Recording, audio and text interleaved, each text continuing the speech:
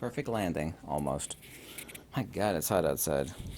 And every time somebody asks me about Gnosticism, I usually roll my eyes. There's an awful lot of reasons for that. To keep it really simple, Gnosticism primarily, and of course there's many different versions of Gnosticism, makes all the same fundamental mistakes that all creationistic and Judeo-Christian religions make. Talk about personification, sentient absolute, or the superimposition thereof. This is the inverse fallacy of composition. As above, so below, which is true.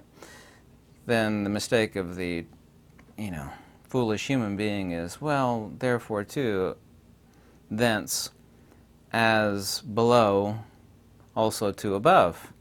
And this is the superimposition of being, or life, i.e. Zoe, upon the absolute, which of course is consubstantial and only has a beginning in time and an end in time, and is a complex, it's a consubstantial construct, just as life is the consubstantial construct of matter and spirit, which of course makes up life. You can't have something that is composite and has a beginning in time and superimpose that upon the absolute. It doesn't work that way, even if you disagree, which is fine, because what somebody believes is certainly none of my concern.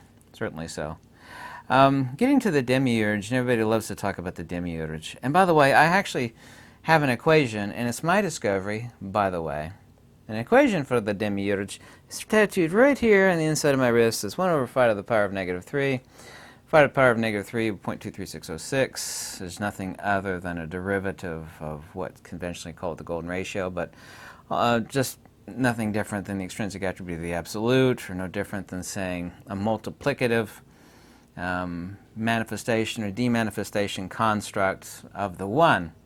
This is also, too, the reason why the first 2 digits of the Fibonacci sequence are 1 and 1. Without getting too complex and like warping your brain, the Greeks thought of that second one. The first one, of course, is the absolute, the agathon, the summum bonum, the absolute. The Greeks thought of the, I better not use my middle finger. I used the wrong finger there. I'm going to scrub that out of this video. Thought of the second one, which is no different than the first one. Principle and attribute, by the way. They thought of this as the Euristos Dias. They also too called it Ananke, and they called it Tolma. Interestingly enough, there's 2 books. A book on Ananke is gigantic, trying to decipher what this one word means. I got that book, and it never achieves it. It's like, well, it seems like this in this context. There's another book on Tolma, and it never gets to the heart of the matter either. This is what happens when you have academicians, people that are in academia, who are interested in peer reviews and, fancy titles after their name, write books, because they never get to the heart of the matter. They don't actually tell you what something is, but reject Gnosticism for many, many, many reasons. Gnosticism makes a fundamental mistake in talking about the Demiurgos, or the Demiurge, as like a creator god. Not literally a creator god, but essentially the same. That's not the case. And I said the first 5 digits of the Fibonacci sequence, which is accurately then. So the case is 1, 1, 2, 3, 5. And one number missing from there is 4, which is time, because time is not a thing at all, rather a measure. But there's another missing number in there, but it's not a number, and that number is the cooperation between the first one and the second one, i.e. principle and attribute, for manifestation and creation. No different than light and illumination, Illumination is inextractable from light, obviously so, in the case of extrinsic attribute relational to light. Light and illumination. Nobody sees light, by the way, which is a principle, which light is a compound ether perturbation modality, but no one has ever seen light. They see the extrinsic attribute of light, which of course is illumination. To take a theoretical principle that I've talked about many times before, however not recently, an invisible person, which of course does not exist, would be completely blind, because for light to manifest, for somebody to see light, which is not light at all, rather illumination, which is just an ether perturbation circuit, yeah, like waves in the water. By the way, there's no such thing as waves. Waves of water. And waves are not in the water. Waves are of the water. That's a huge distinction that people fail to make, is that it exists between the relationship between the principle and the attribute with each other, which are not two different things, rather one and the same thing. This Demiurgos, this literal translation is visible public works, but it means manifestation. This is where we get the idea of magic, something that's conjured. I've spoken of light humorously as, of matter, and the reconciliation between light and matter is hard light, or we can call it frozen light, but that's kind of humorous rather than logical, and I don't want to use the word scientific, because scientific refers to episteme and mathematicians. It doesn't actually refer to the quest for truth and understanding and genuine explanation. And by the way, we recently were able to, using, I think it was 7 telescopes across the Earth, to see the gigantic supermassive black hole at the center of our galaxy here in the Milky Way. It looks exactly like that other black hole. It looks exactly like the image you see underneath the solar cell. These black holes, when they become supermassive, they emit out trillions and trillions and trillions of tons of high-energy light, or hydrogen, because every element is nothing other than a compounded modality of hydrogen, obviously so. And the reconciliation of matter and light is complete. The reconciliation of all elements is complete as nothing other than compound harmonics of hydrogen. So, Maya, or artifice, something as being manifest, something where nothing was, because human beings are fascinated by phenomena, yet the sharpest minds on earth, they don't understand anything that is pre-Cartesian or non-Cartesian, or we can say anti-Cartesian. We could use the word counterspace, zero-point energy.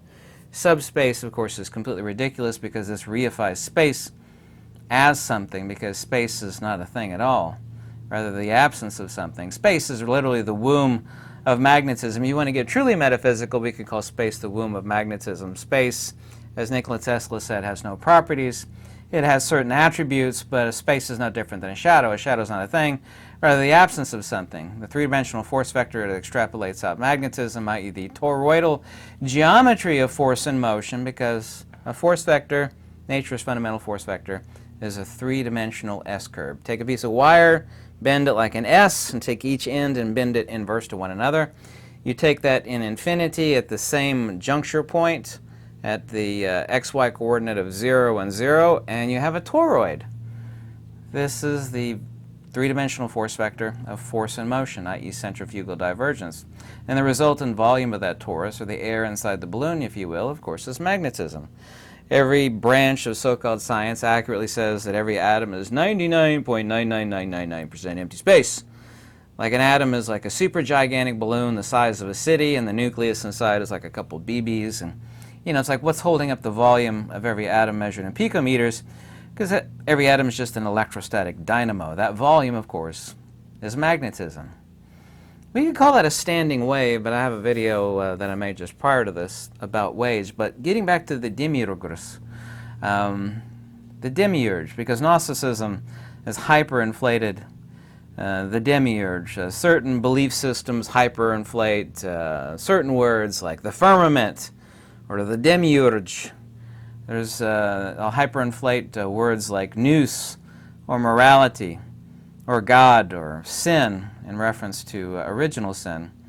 But this artifice, or this, and to primitive human beings, including modern human beings, this Demiurge is also too magic. It's manifestation. From naught comes naught. Manifestation of what, by what, and due to what.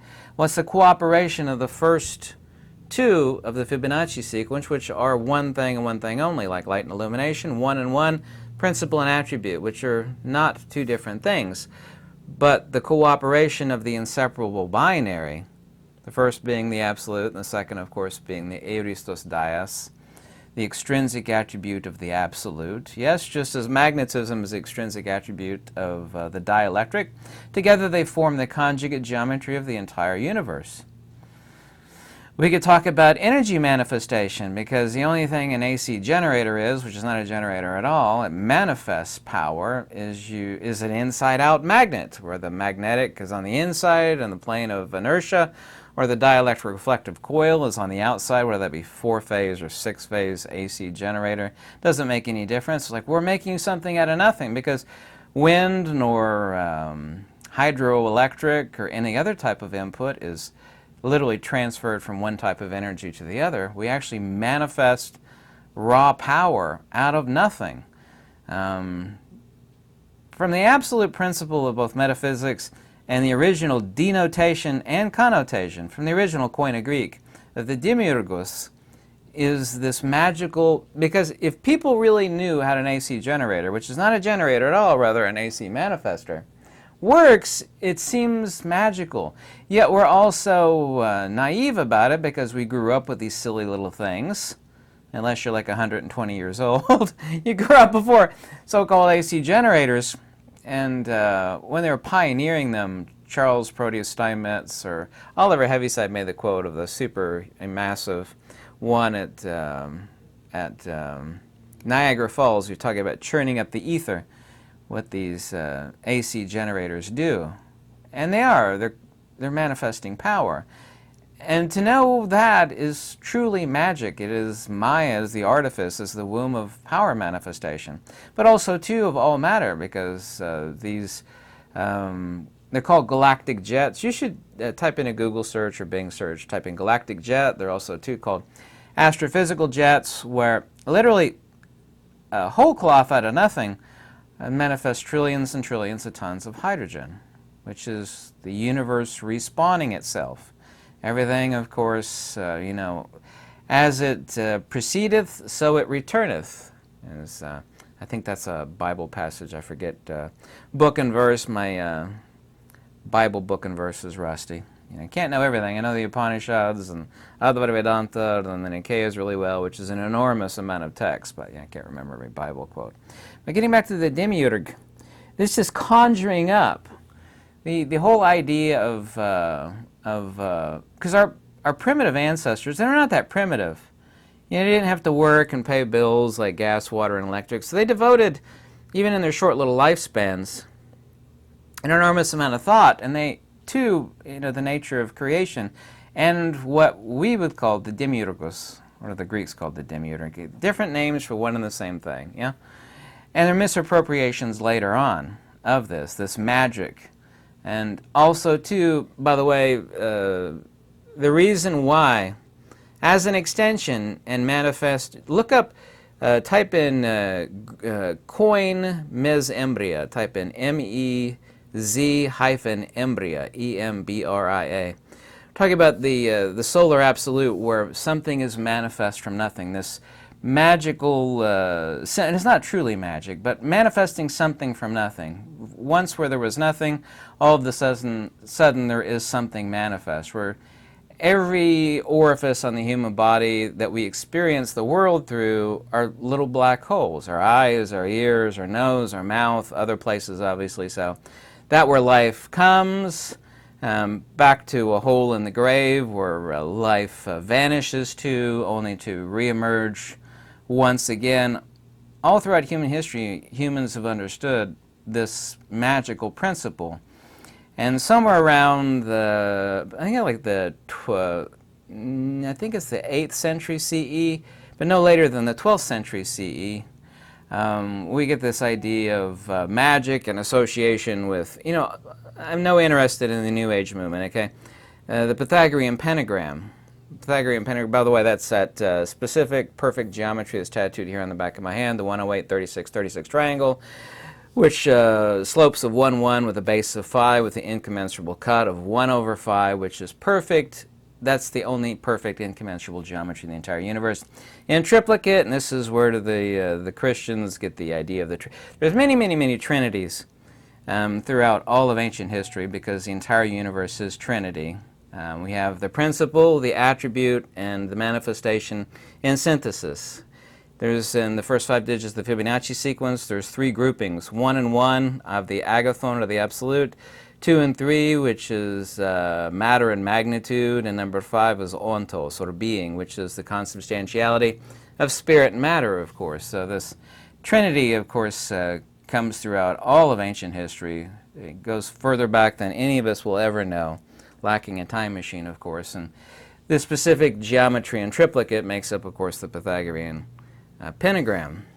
And that's where this idea of magic and the pentagram came from. It's just a later disgusting, unfortunate abuse of this particular symbolism, which is in reference to the Demiurgos, this manifesting something from nothing. What's the original denotation of the Demiurgos? And that is this magic, Maya, artifice. Maya, by the way, is a Pali.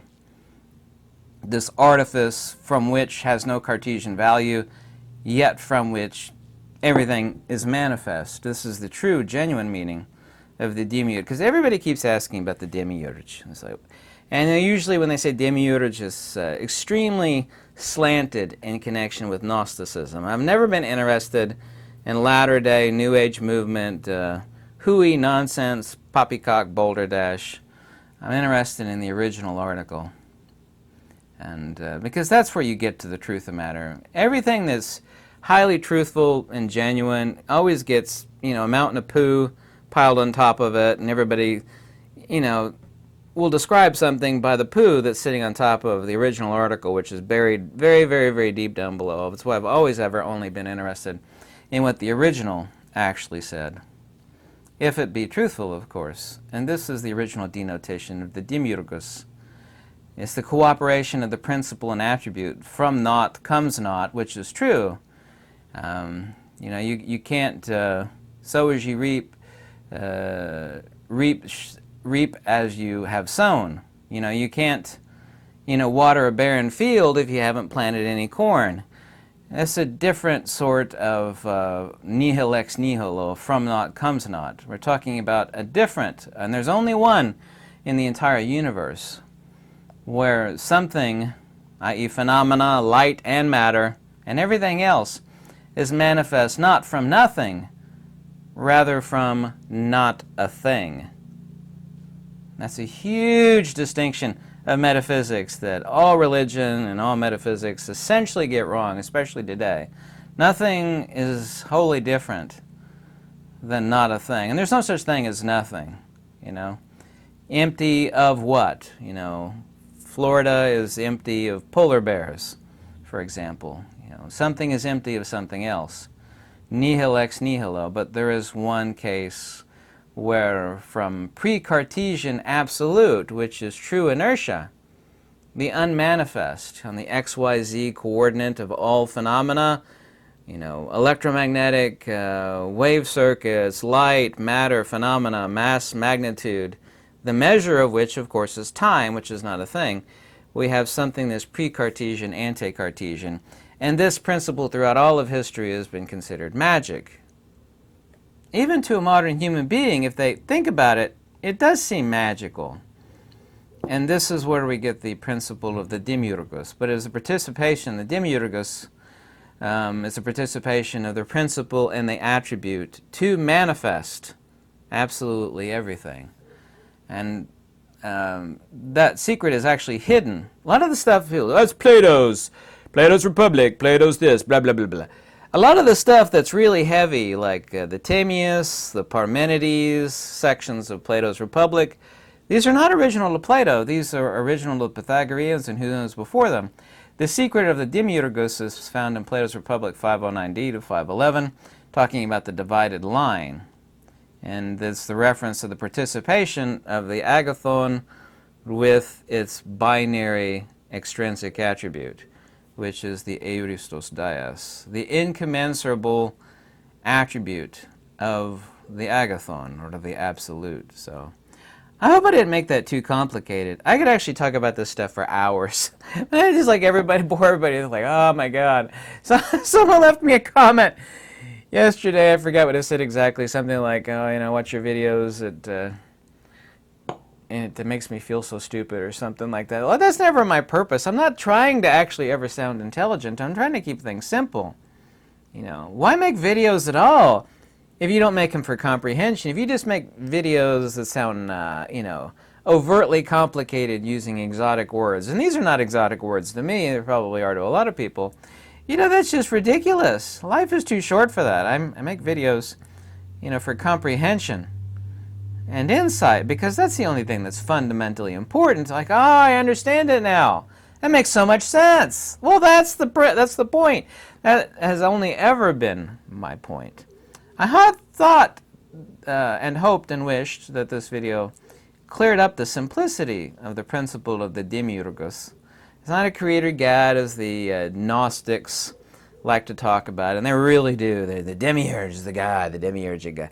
No, it's not that at all. It's a participation of the principle in the attribute, or the first two digits of the Fibonacci sequence, insofar as making things manifest. Energy, matter, thence time. When you have this, then that is present. When this is not present, then that's not present. This is where everything comes from. But from implies a place in space and time, also too the Cartesian value. But these do not come from a place in space and time. No way, no how. They come from, we say capital T-H-A-T, as in the Sanskrit Tattvamasi, or in the Pali word Tathagata. It's not a that or a where. It's these simple questions that humans keep asking themselves. People keep asking me the question all the time in comments. I keep seeing it. It's like, what happens when we die? And you answer that question with another question, not to be cryptic. And I say, what makes you think you are that which dies? That which dies is like smashing the radio. If I were to take a sledgehammer to this iMac computer, you wouldn't think that I've done anything to the signal of this fire inside, right? Of course not. You think I've destroyed an actual fire? If the fire were, a sentient, incorporeal entity, yes? Of course not. You just smashed a bunch of solid-state drive and main board and some other garbage made by Apple. I didn't wreck any fireplace inside of it. So people apparently never think like that. And I guess, and I know for a fact, mainly people don't think like that. It's because it doesn't make them any money. It doesn't help pay the bills or feed their family or their kids. And that's why nobody ever spends any time thinking about abstruse topics of metaphysics. I have done my entire life, and I've only ever been interested in logical, sensible answers. I hope you like these videos. If you do, let me know if there's anything you think I haven't made a video on, and check out my description below, and any donation is warmly welcome. You tell me how much you hated it. Thanks so much for watching. Goodbye. Have a happy weekend, too. Did you hear the guy with the lawnmower across the street? I could. Noise pollution.